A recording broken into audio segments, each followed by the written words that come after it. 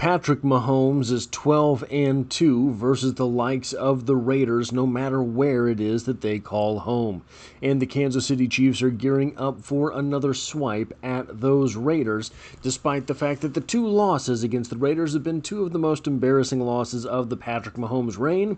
They seem to be on pace to really take it to the Raiders this time. The Raiders are not doing very well on the season, but there are some very interesting things going on when you start comparing athlete by athlete between the Kansas City Chiefs and the Raiders.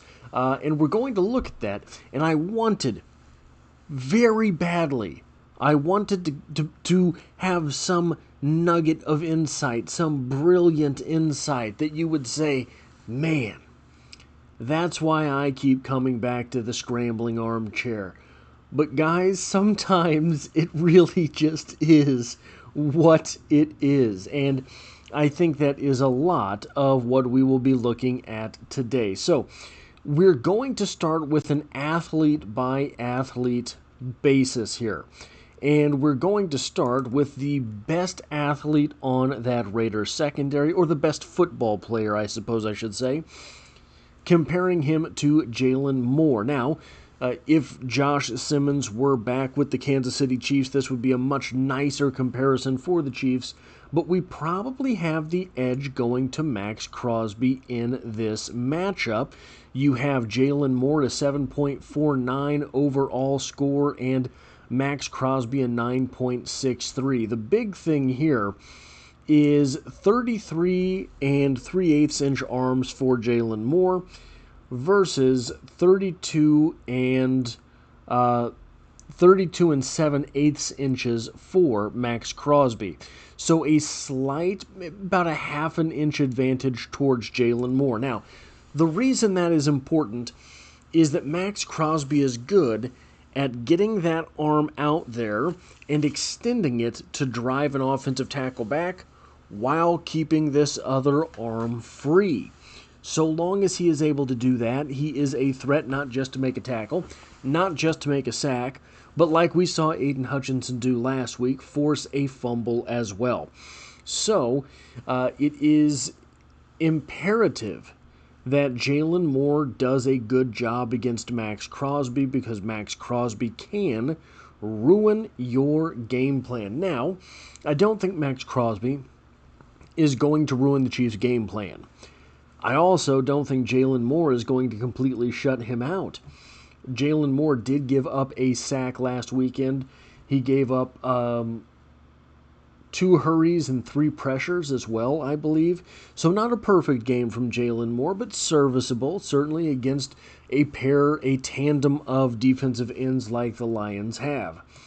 So that's kind of what's going on here. And then you look at the bench press reps.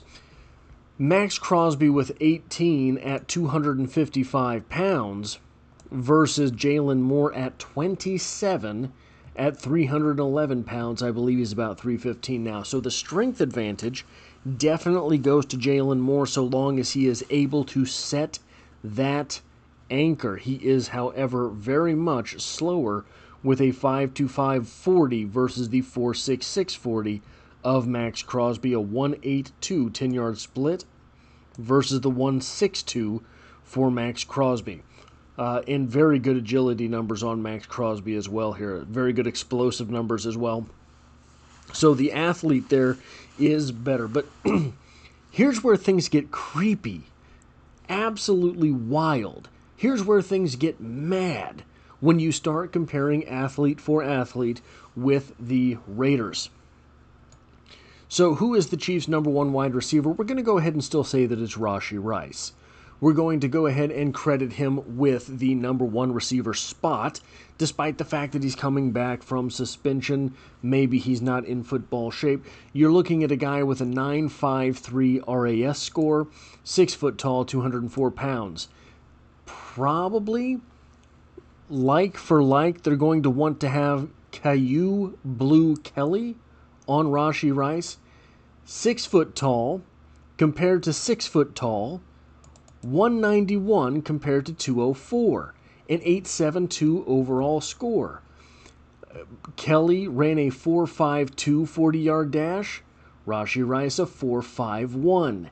You were looking at guys who are matching up instance for instance. 1.51 10-yard split for Kelly. 1.50 10-yard split for Rice. You have athletes here that are very, very comparable.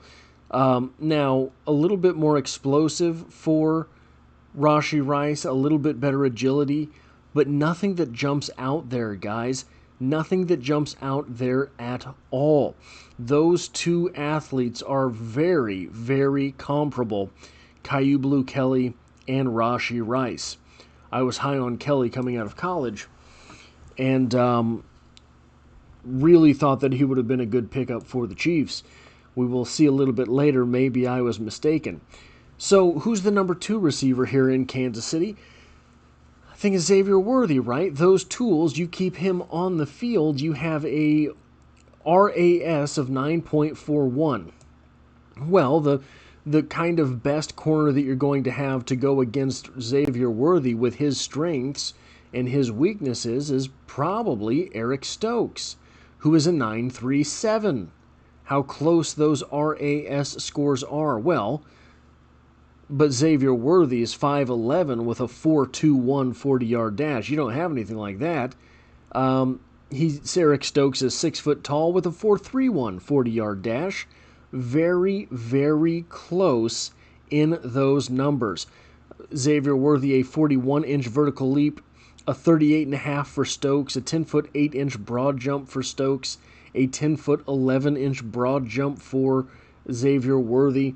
You have so many close comparisons between these two athletes. Now, Stokes outweighs him, but Xavier Worthy is faster. But still, roughly the same height, roughly the same relative athletic score, roughly comparable 40s, right? Like a 4.21 40-yard dash is very rare. So is a 4.31 40-yard dash. Okay, so 1 for 1 and 2 for 2, you have decent athletes to put on these guys. But the Kansas City Chiefs are very deep.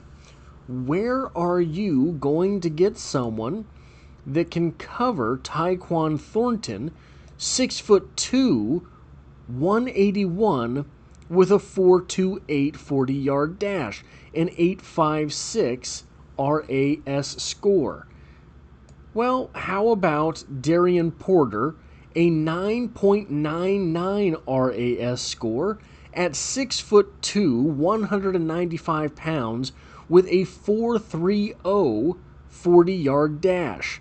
6'2", 4.28 for Tyquan Thornton, 6'2", 4.30 for Darian Porter.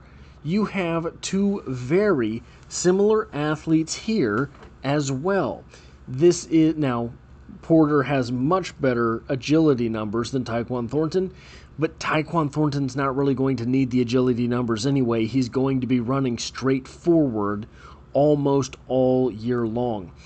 So I wanted to have some brilliant insight and say, well, maybe this is where the Chiefs get a little bit of an edge with the running game. But nobody has really cracked 50 yards. I don't think they've given up a single 100-yard rusher this year.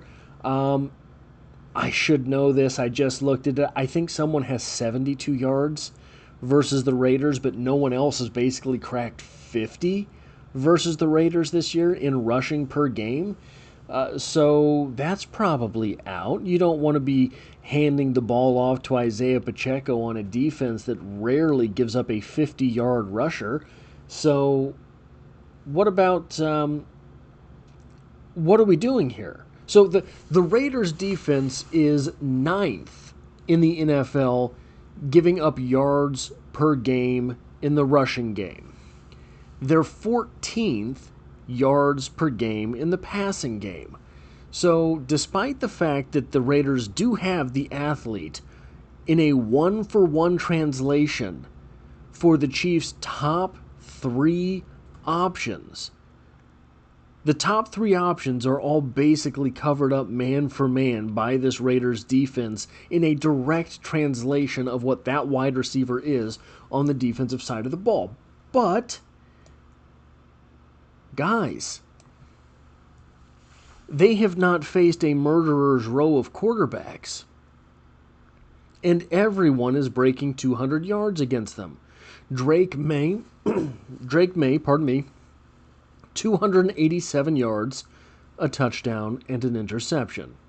Marcus Mariota threw for over 200 yards and a touchdown. Justin Herbert went for 242 and 2 touchdowns. Caleb Williams for 212, a touchdown and a pick. Daniel Jones for 212 and 2 touchdowns, no interceptions. Even Cam Ward. Marcus Mariota and Cam Ward broke the 200-yard barrier versus this Raiders defense. Cam Ward, 222 yards, 1 touchdown, 1 interception. So, yeah, it seems that you can throw. Now, here's another thing, though. No one has gone off on a career day. And if you look at the general sort of gist of things, it's getting tougher to throw on the Raiders. You go from Drake May to Marcus Mariota. Marcus Mariota, though. So 287 down to 242, down to 212, down to 212, and then Cam Ward had 222. So it seems that maybe this defense is learning a thing or two. But what you're looking at is a bunch of quarterbacks that are kind of winning the games and not completely winning the games. You're looking at a host of quarterbacks that are just kind of doing enough to get by. Patrick Mahomes is not going to do enough to get by. Now, it's possible, like the last time that the Chiefs lost to the Raiders, that Patrick Mahomes does something that is catastrophic, but he's not going to be doing just the minimum amount to get by. So let's look at those defensive backs. You had paired up with Rashee Rice, Keough Blue Kelly. Well, Kelly is grading out at a 48.5 on the season, being targeted 33 times and giving up 24 receptions. That's not awesome for the Raiders. So we've got Eric Stokes. Remember, Eric Stokes matches up very ideally with Xavier Worthy, the high-flying Xavier Worthy. Eric Stokes has given up 9 receptions on 17 targets and is grading a 63.9 versus the pass. Okay, little bit of light in both of these places. Darian Porter, I didn't get Darian Porter, but Darnay Holmes, a 55 coverage grade, and maybe the big one here, Isaiah Pola-Mao. This is a safety. He will be different places. Remember, just yesterday or the day before, I was talking about the fact that, guys, it might be Hollywood Brown that is key to this Chiefs team winning the Super Bowl if they win the Super Bowl. Because you start getting down on the depth charts of opposing defenses, and they're not going to have anybody to cover him.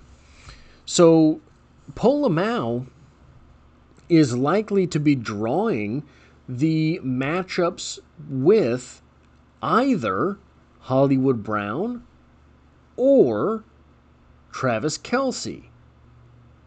He has a 30.8 coverage grade this season, giving up 11 receptions on 17 targets.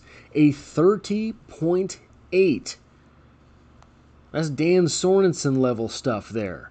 That is a miserable grade in coverage for a defensive back. That's a bad grade in coverage for a defensive end dropping into coverage every so often. So, this might be another example of the Kansas City Chiefs getting all of their athletes on the field, and eventually there's just one to break you. And I wanted so badly to be able to come on here and say something insightful, say something very critical, say something that was sort of one of these things you go, oh, you put those two numbers together, and I guess I hadn't really thought of that. I guess there's none of it here. The answer really is just put Patrick Mahomes on the field and have him throw the ball. Patrick Mahomes and these wide receivers versus the defensive backs for the Raiders this is going to be combustible, and we've seen the Kansas City Chiefs in a couple of games now where they have had a large margin of victory.